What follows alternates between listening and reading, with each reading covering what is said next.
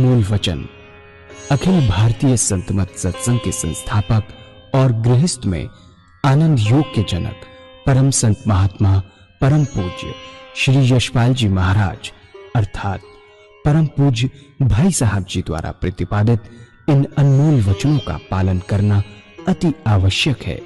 ये वचन हमारी गृहस्थ आध्यात्मिक साधना के लिए मूलभूत सिद्धांत हैं, जो इस प्रकार हैं। हम दुनिया की हर चीज की कीमत आंकते हैं, अपने मानव जीवन की कीमत भी जाने व परमात्मा की प्राप्ति हेतु साधना करें। मनुष्य योनि एक उपहार है, इसीलिए परमात्मा को धन्यवाद देते हुए आधा घंटा प्रातःकाल, आधा घंटा सायंकाल पूजा अवश्य करें। सत्संग, सतनाम व सद्गुरु को प्राथमिकता देते हुए इसी के आधार पर ध्यान योगाभ्यास अवश्य करें व गृहस्थ के कार्यों को परमात्मा का कार्य समझकर उसी की याद में संपन्न करें। हर समय ये ध्यान रहे कि गुरु कृपा द्वारा परमात्मा की पवित्र सत्ता का हमारी आत्मा में वास है, अतः मन में निरंतर अपने इष्ट देव का जाप करें। मान सम्मान की इच्छा ना करें व अपमान से दुखी ना हो। परमात्मा के अतिरिक्त किसी और का भय ना करें। दूसरों की बुराई न करें, न सुने, सत्य व मधुर बोलें, अश्लील शब्द मुंह से ना निकालें, सभी से नम्रतापूर्ण व सुंदर व्यवहार करें। धर्म पत्नी के अतिरिक्त अपने से बड़ी से माता जैसा, बराबर की से बहन जैसा व छोटी से पुत्री जैसा व्यवहार करें। सांसारिक जीवन यापन की आवश्यकताएं अंतहीन है, इसलिए अधिक से अधिक समय सत्संग में व धन परोपकार में खर्च करें। याद रखें, न स्त्री माया है, न धन दौलत, न ही परिवार। माया वह है जो हृदय को परमात्मा से दूर हटा दे। अतः निरंतर सत्संग और सद्गुरु की शरण में रहने का प्रयास करें। भोजन अपने इष्ट को अर्पण कर प्रसाद रूप में परमात्मा की याद में करें। रात्रि में सोने से पहले अच्छे बुरे कार्यों का आत्मनिरीक्षण कर उसका समुचित पश्चाताप करते हुए ध्यान करें व प्रभु की गहरी याद में ही विश्राम करें। परमात्मा तू ही है, तेरी इच्छा पूर्ण हो।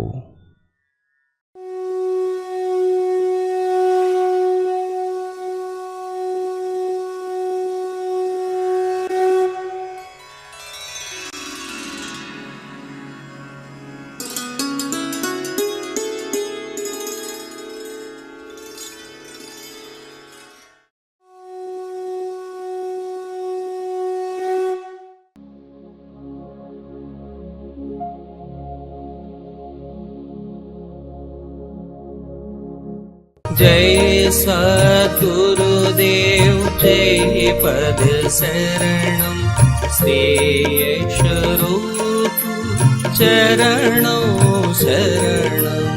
जय सद्गुरुदेव जय पद शरणम श्री यशरूप चरणों शरणम। एक दिन ऐसा आता है कि हमें उन्हें पर पूर्ण विश्वास हो जाता है, हम अपने को उस परमात्मा की ओर पूर्णतः निछावर कर देते हैं, छोड़ देते हैं। यह विश्वास होना बहुत आवश्यक है। अब विश्वास कब होगा? जब आप अपने तरीके पर विश्वास करेंगे, तरीकत पर विश्वास करेंगे, जो कहा जाए वो करेंगे, डिसिप्लिन मेंटेन करेंगे पूजा के अंदर, तो जरूर आपको परमात्मा का अनुभव होगा कि ये तरीका जो हमने अपनाया है परमात्मा की प्राप्ति का, यह ठीक है, सच्चा है। बहुत सोच समझकर इसमें कदम रखिए। धीरे धीरे विश्वास हो जाता है कि मेरा रास्ता ठीक है, मेरा रास्ता निरंतर परमात्मा की याद में लगा रहता है, डूबा रहता है। सुख में भी उसकी याद है, दुख में भी उसकी याद है। कोई ऐसा समय नहीं रहता कि जब हमें उसकी याद न रहती हो। ऐसी सुंदर हालत बन जाती है, हमें विश्वास हो जाता है कि यदि ईश्वर चाहेगा अंत समय में उसकी याद नहीं छूटेगी। चिंतन और ये विश्वास, चिंतन विश्वास है कि जो पार लगाता है। जब मौत का धक्का आता है, बड़ी बड़ी तपस्याएं धरी की धरी रह जाती हैं। क्यों? शरीर कमजोर हो जाता है, मन भी कमजोर हो जाता है। ऐसा विश्वास, ऐसा आत्मिक अनुभव यदि जिंदगी में हो जाते हैं, उनसे दृढ़ विश्वास हो जाता है, वही अंत समय में काम आते हैं। इतनी बड़ी महत्ता है विश्वास की। लेकिन याद रखिए, अंधविश्वास नहीं करना चाहिए, बहुत खराब है, जिसे कभी नहीं करना चाहिए। हमेशा सोच समझ कर विश्वास करें, अनुभव के साथ विश्वास करें, बराबर लाभ होता रहेगा, मेडिटेशन बढ़ता रहेगा, कंसंट्रेशन होता रहेगा, आप बढ़ते रहेंगे और विश्वास ही परमात्मा से मिलाएगा। मुझे एक और पौराणिक कथा याद आ गई जो बहुत सुंदर है, जो आपके सामने रखूंगा। एक बार पार्वती जी ने शिव जी से पूछा कि महाराज, ये कुंभ का मेला होता है, 12 साल में एक बार लाखों व्यक्ति आते हैं गंगा में स्नान करने के लिए। ऐसा कहते हैं कि गंगा जी यह पाप नष्ट कर देती हैं। इतने व्यक्ति आते हैं, स्नान करते हैं, इनके पाप गंगा जी में रह जाते होंगे, बड़ी दिक्कत होती होगी। लाखों व्यक्ति सारा बोझ पापों का छोड़ जाते हैं गंगा जी के अंदर। शिव जी मुस्कुराए और बोले, कहने लगे कि पार्वती जी, ऐसी बात नहीं है। ये जो लोग पापों की गठरी जैसे अपने सिर पर लेके आते हैं, वैसी वापस ले जाते हैं। पार्वती जी कहती है, फिर तो खामा कहां आते हैं? लाखों की भीड़ होती है, ट्रेन चलती हैं, बसें चलती हैं, इतना बड़ा इंतजाम किया जाता है, तो सभी बेकार है। लगता तो ऐसा ही है। पार्वती शिव जी ने कहा कि ये सब दिखावा मात्र है, दिखावा नहीं करना चाहिए, बहुत बड़ी गलती है दिखावा मात्र में। पार्वती जी बोली, कैसे हो सकता है? कहा, चलिए कुंभ का मेला लगा हुआ है, अपने आप देख लें, अपने आंखों से देख लें। शिव जी ने अपने आप को कोड़ी का स्वरूप बनाया और पार्वती जी को कोड़िन का स्वरूप दिया। इस तरह कोड़ी कोड़िन बनकर त्रिवेणी की तरफ चले और उस रास्ते पर बैठे जहां से लाखों यात्री स्नान करने जा रहे थे और आ रहे थे। शिवजी महाराज ने एक नारा लगाना शुरू किया, वो ये था कि मुझे एक महात्मा का वरदान मिला है। कह रहे हैं कि एक महात्मा का वरदान मिला है कि कुंभ के मेले में जिसके नहाने के स्नान करने के बाद सारे पाप नष्ट हो गए हों, यदि गंगा जल मेरे ऊपर छिड़क दे, मेरी काया कंचन हो जाएगी, मैं स्वस्थ हो जाऊंगा। ऐसा मुझे वरदान है। यह भी कहा कि संत की वाणी है। आगे और भी कहा कि उसकी वाणी कभी झूठ ना होती है ना हो सकती है। आप लोग स्नान करने जा रहे हैं, यदि कोई ऐसा व्यक्ति आए जिसके त्रिवेणी में स्नान करने के बाद सारे पाप नष्ट हो गए हों, जल लेता है और मेरे ऊपर छींटा लगा दे, सुबह से शाम हो गई, भीड़ काफी थी, तमाशा देखने वाले बहुत लोग थे, ऐसा कोई भी गंगा माई का भक्त न मिला जिसने हिम्मत की हो कि छींटा लगा दे। जिसे विश्वास हो कि गंगा माई में स्नान करने के बाद उसके पाप नष्ट हो गए हो।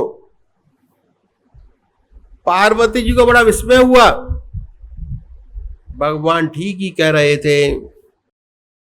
सायंकाल जब सूरज छिपने लगा, एक किसान आया, गंगा जी में स्नान किया, बड़े प्यार से कहा कि पाप नाशनी मां हर हर गंगे, उच्चारण किया, स्नान किया, पवित्र होके बाहर निकला।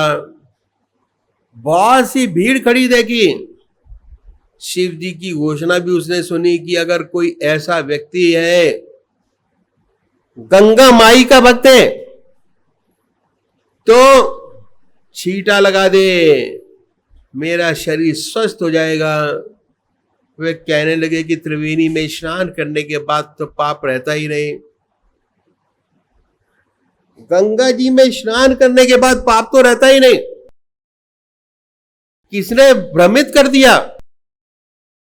इसमें तो कोई शुभ नहीं। तेरा शब्द झूठा हो सकता है, लेकिन त्रिवेणी झूठी नहीं हो सकती। मैं अभी जल लाता हूं, छींटा लगाता हूं। वह दोबारा गया, इसी विश्वास के साथ कि पाप तो रहता ही नहीं। न था न है, उसका जीवन इतना सरल और पवित्र था।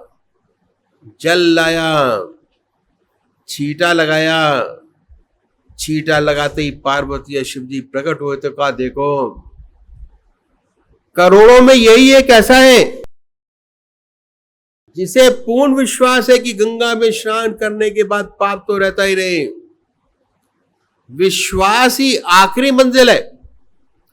विश्वास जो अनुभव से हासिल हुआ हो, अनुभव कृत हो, उससे आपके जीवन ने पवित्र बना दिया हो, ऐसा विश्वास अंत में काम देता है, पार लगाता है। प्रेम का चौथा गुण है संतोष। बहुत प्यारी बात कहा करते थे। वो कहते थे ये संसार बना है सार और असार की मलौनी से। इसमें सार भी वस्तु है, असार भी वस्तु है। दोनों से मिलकर ये संसार बना है। इसी संसार में परमात्मा ने जहां आपको जन्म दिया, जिन परिस्थितियों में रखा, उन परिस्थिति में संतुष्ट रहते हुए उस परमात्मा के नाम को दिल और दांतों से पकड़ो। दिल और दांतों का मतलब क्या है? दिल से उसकी याद को पकड़ो, हृदय से सच्चे प्रेम से पकड़ो, सच्ची लगन से पकड़ो। दांतों से क्या मतलब कि जब आदमी हताश हो जाता है, डूबते का किनारा पकड़ता है, तिनके का सहारा। अगर लड़ाई हो रही हो, अब बिल्कुल निराश हो चुका हो, तो दांतों से ही काटने की कोशिश करता है, दांत से पकड़ने की कोशिश करता है। तो ऐसे अपने आप को समझाते हुए कि परमात्मा के नाम को चाहे कुछ भी हो जाए, जीवन रहे ना रहे, दुनिया रहे ना रहे, लेकिन उसके नाम को ना छोड़ो। ऐसे दिल और दांतों से उसके नाम को पकड़ो। यही सार वस्तु है।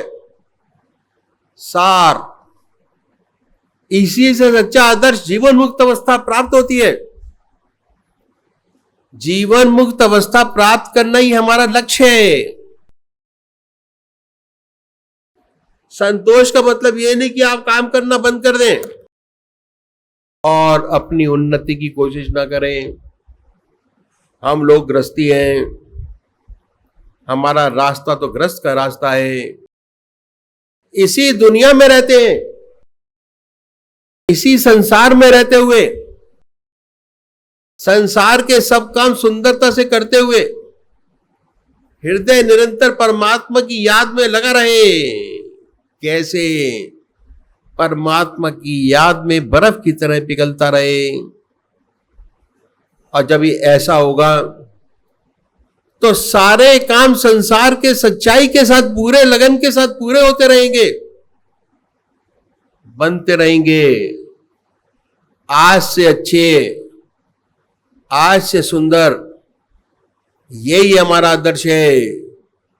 10 बकार दिल बेयार हाथ काम करें, दिल ईश्वर की याद करें। तो संतोष के मतलब ये नहीं कि हम हाथ पे हाथ धर के बैठ जाएं। अगर हाथ पे हाथ धर के कामयाबी ना करेंगे, इसमें भी वही हाल होगा।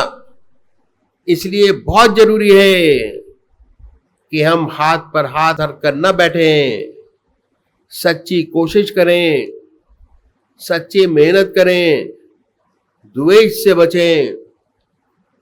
दूसरे को देखकर हमारे दिल में द्वेष पैदा ना हो, दूसरे को देख के हमारे अंदर उत्साह पैदा हो।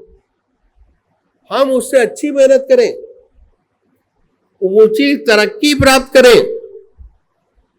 द्वेष हृदय अपवित्र होता है, उसमें परमात्मा का वास नहीं रहता। यह प्रेम का चौथा गुण है, संतोष। परमात्मा ने जिस हाल में हमें रखा, उसमें खुश रहते हुए उसके नाम को दिल और दांतों से पकड़ो। सुख में भी दुख में भी। सुख आता है, भगवान को अर्पण हो जाता है कि हे प्रभु, आपकी दया कृपा है, आपका दिया है, आप जैसे चाहें वैसे रखें।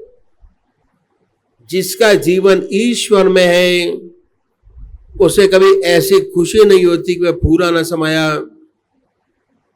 खुशी आई कि भगवान के अर्पण हो गई, कि परम पिता परमात्मा आपकी देन है।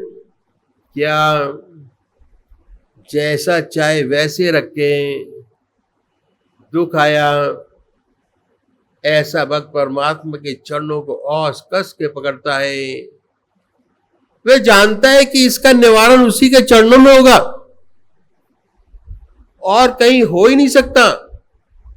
वही प्रेरणा देता है, वही करता है, वही कराता है। हम तो उसके हाथ का केवल एक यंत्र हैं, उसके हाथ का एक खोल है जो सामने दिखाई देता है। परमात्मा की गहरी याद सोचता है कि शायद मुझसे कोई गलती हो गई, मैं थोड़ा प्रभु से विमुख हो गया हूं। जो कष्ट में पड़ा, भगवान के चरणों को और कस के पकड़ता है। इन संतों की ये वाणी है, कहा है, मेरा मन सकल सुखों को धावे, मेरा मन सकल सुखों को धावे, पर कोई सुख हाथ न आवे। हमेशा हम सुखों की ओर दौड़ते हैं, सुखों को ही चाहते हैं। मेरा मन सकल सुखों को धावे, पर कोई सुख हाथ ना आवे। चाहते हैं सुख, क्योंकि सुख की जो लिमिट है वो असीमित है। पर कोई सुख हाथ ना आवे। सुख की लिमिट असीमित है, वो कभी हाथ नहीं आती। उसकी ख्वाहिश, उसकी इच्छा बढ़ती रहती है। और बड़ा सुख, और बड़ा आनंद, और बड़ा औदा, और बड़ा सुख। मेरा मन सकल सुखों को धावे। सुख सुख को देखता है, कितना सुख है, कितना सुख है, कितना सुख है, पर कोई सुख हाथ ना आवे, क्योंकि लिमिटेशन अनगिनत है सुखों की। जैसे सेवर की कर सेवा, जैसे सेवर की कर सेवा, सुआ बैठ पछतावे। जैसे सेवर की कर सेवा, सुआ बैठ पछतावे। मनुष्य का जो साधक का मन है, इसमें तुलना सुआ से की है, पक्षी से। क्या? जैसे सेवर की कर सेवा, सुआ बैठ पछतावे। सेवर का वृक्ष होता है, उस पर सेमल का लाल लाल फूल बहुत अच्छा लगता है। और अधिक और अधिक और अधिक बढ़ाई, और अधिक मान, और अधिक इच्छा, परिवार में और अधिक सुख चलता रहता है। क्या है? सेवर की कर सेवा, सुआ बैठ पछतावे। उस पर सेमल का लाल लाल फूल बहुत अच्छा लगता है। सुआ जो पक्षी है, जो साधक है, अपने फूल को देखकर मोहित होता है, परिवार को देख के मोहित होता है कि इतना बढ़ गया, इतना आ गया, इतना संचित कर लिया, इतना मकान बना लिए, इतने घर बना लिए, मोहित होता है। और इस आशा में बैठा रहता है कि इसमें फल भी बड़ा सुंदर लगेगा, फल बहुत सुंदर लगेगा, इस आशा में बैठा रहता है। और जब फल आता है तो उसमें रुई का डोरा निकलता है।